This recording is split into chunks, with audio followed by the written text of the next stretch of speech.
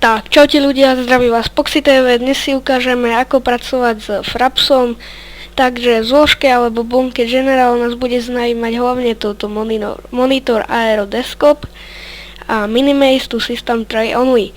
Tak, keď si zaškrtnete monitor Aero, tak vlastne budete natáčať monitor, pracovnú plochu, pozadie, všetko, čo sa na ňom deje a čo pri ňom prebieha. Keď si dáte Minimize to System Tray Only, tak vlastne bude vám natáčať iba hru.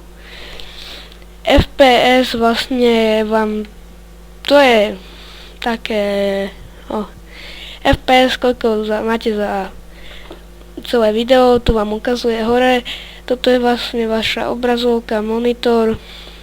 Tak, hide overlay je, že to nebudete vidieť, ja si nechám to.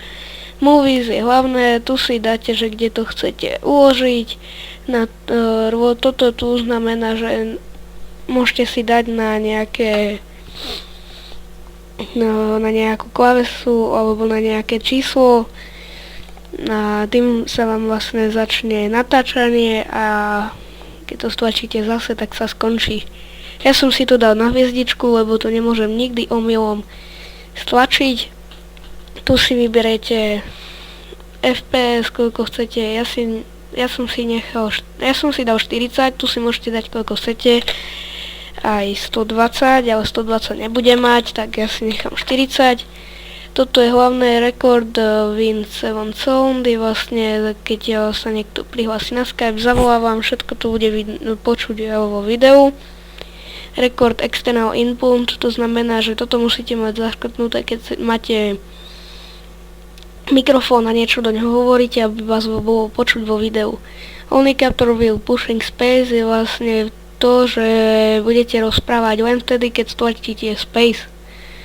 Screenshot, tu takisto si dáte, že kde to chcete mať ukladané, to znamená, toto ikonka znamená, že vo videu sa vám to bude ukazovať každých 10 sekúnd obrazok alebo screen, ktorý ste zrobili. Tu vlastne si dáte, na aké tlačítko budete robiť ten screen a tu si dáte, aký formát chcete mať toho screenu.